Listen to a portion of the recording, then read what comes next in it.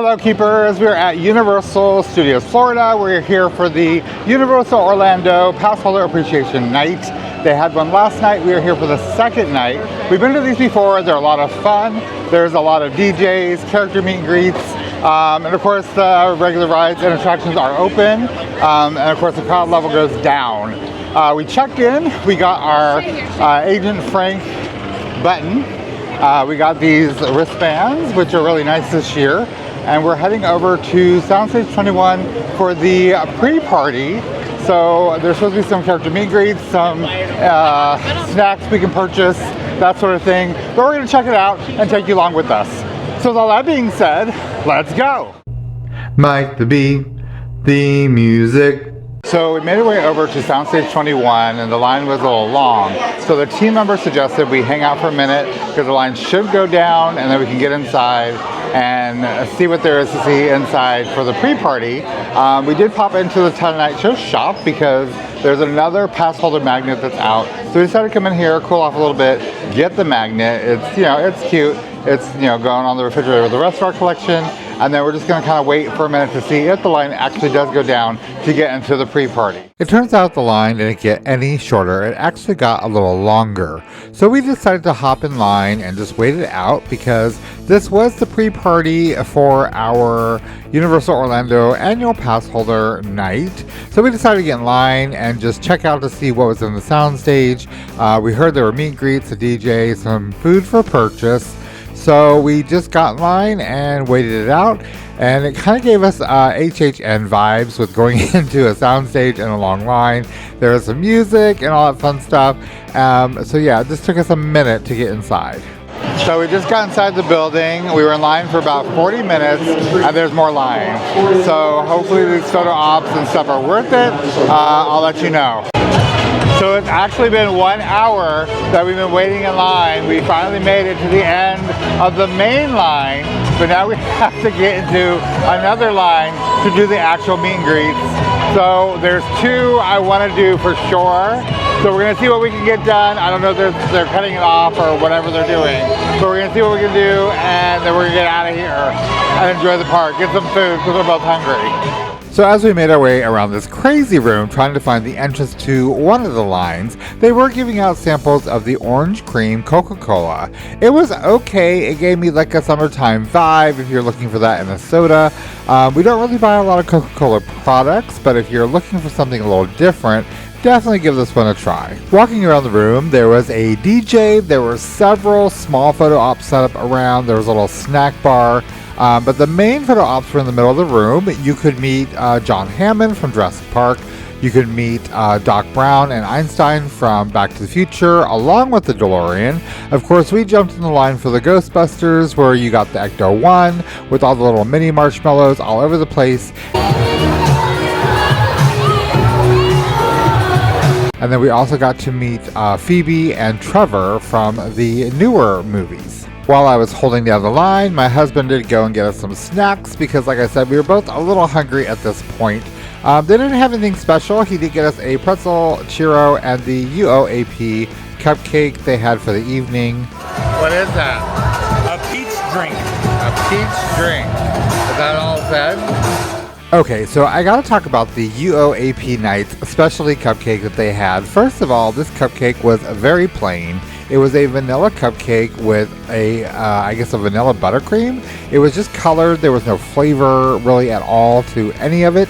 The cupcake to me was very airy. It wasn't necessarily dry. It was just very airy, like the batter had been whipped way too much, and there's a lot of air pockets in it. There was no flavor to the icing at all. Not to mention, this cupcake was $7. This was a regular sized cupcake. It wasn't a jumbo cupcake. It didn't have anything special to it other than the chocolate piece they put on the top and then maybe coloring the buttercream. So I think it was way overpriced for what it was.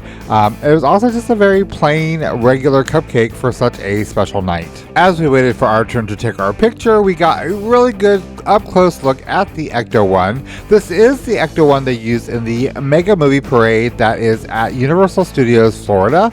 Check the times guide because it usually runs daily, but now we're going into Halloween season, so I don't know if it's going to run daily anymore, but definitely check those times guides and catch this parade. It's really, really good, but we got a really good up-close look at the all the features and details they put into this version of the Ecto one.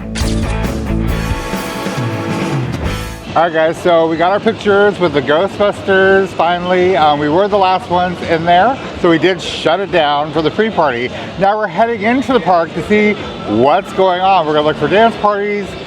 I don't know if we're going to look for any more characters, but we're definitely going to walk around, see what we can see, do what we can do.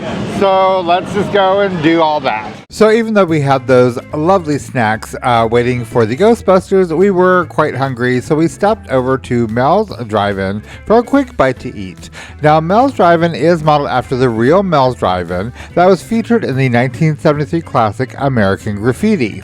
This classic burger joint is a staple at Universal Studios Florida, taking you back to the days of jukeboxes and soda shops. I kept it classic with Mel's famous burger. It's a beef patty with cheddar cheese, pickles, secret sauce, lettuce, and tomato on a toasted sesame seed bun. I did choose the classic fries as my side. My husband kicked it up a little bit with the crispy buffalo bacon sandwich. This was a crispy chicken breast tossed in buffalo sauce, bacon, lettuce, and tomato on a sesame seed bun. It did come with an avocado ranch dressing, which he omitted, and they had no problem doing that. He did go with the onion rings for his side. Now, this is kind of like the sandwich I would normally get because I do love a buffalo chicken sandwich, and believe me, this smelled absolutely amazing. So I had a little bit of regret getting the classic hamburger. So my husband did order dessert. He went with the strawberry lemonade pie because if it's strawberry, it's for him. I did not get the lemon out of this pie at all. There was a slight citrusy something going on. I didn't get lemon. It just wasn't there for me. The strawberry was definitely there, but the two together did not do a strawberry lemonade combination at all. It was okay, but it definitely was not our favorite dessert we've had at Universal Orlando Resort. Now that we had some food and some energy to burn, we made our way out into the park to enjoy the rest of the evening. We weren't really looking to do any of the extra special things just because we had done that the last time we had an annual pass holder night. So we were really looking to focus on just utilizing the evening and the low wait times on some of the attractions and the crowd levels just to really, really enjoy the park for what it's meant to be.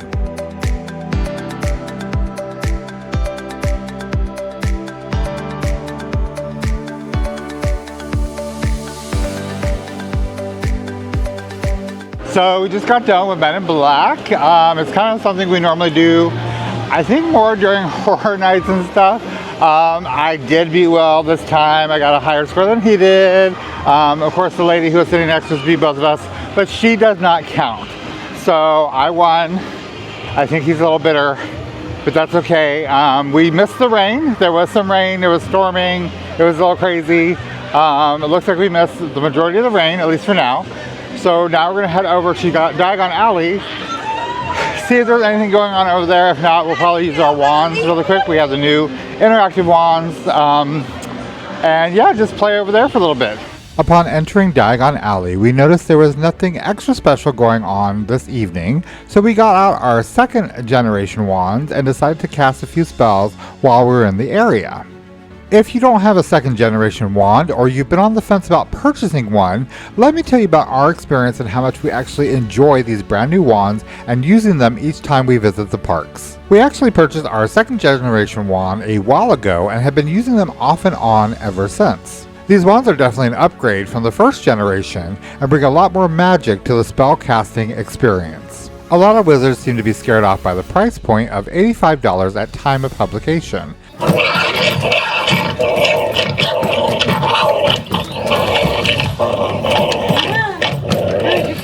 Well, I'm here to tell you, if you're really looking for a really cool interactive experience, you really need to budget for these wands. So what do these wands do besides cast spells within the wizarding world of Harry Potter? Some of the new physical features are the wands do light up and vibrate when you're casting the spells. But your wizarding journey begins in the Universal Play app.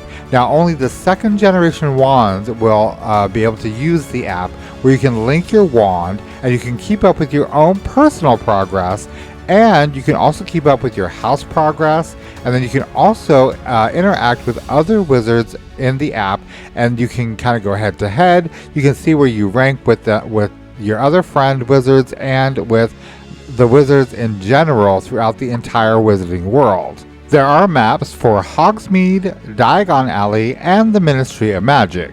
If you're just getting started, you want to leave it in spell view so you can see where all the spells are and you can really practice your wizard craft. If you're feeling more adventurous and more confident, you can switch over to adventure view, which you'll go on an adventure to help level up your wizard abilities throughout the wizarding world.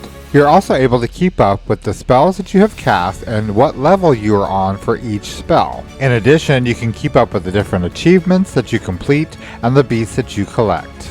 As we concluded our spellcasting for the evening, we did stop by Gringotts Bank to check on our vault to make sure our valuables were still secure before heading out for the evening. There was one final event we needed to check out before calling it a night. There was a dance party being thrown by the sponsor of the event, Coca-Cola, so we had to go by the main stage to see what was left going on right before closing. Obviously there wasn't a whole lot of people left over, but we did manage to get one of the special photo ops before we headed out. As we made our way out of the park, the team members did line up to give us a final farewell as our Universal Annual Passholder Appreciation Night had come to a close. We made our way through the archway back to the parking garage to retrieve our vehicle. Well guys, that's it. We made it through another Universal Orlando Annual Passholder Appreciation Night. We had a good night. We didn't do a whole lot of the special stuff. Like I said, we've been here, we've done that before. We just enjoyed ourselves. We had a really good time at the park tonight. The lines were actually pretty low. The crowd wasn't that bad. We had a really good time in Diagon Alley playing with our wands. So all in all, it was a really good night for us. Like I said, if you ever come to these nights, you need to make it for you. So you need to pick what you want to do and stick to that. You're gonna have a great time. As always, thank you for following along on these little adventures of mine. And as always, I am Mike the Bee. You never know I'm gonna be. I'm just gonna be UB2. I'll see you guys later. Bye.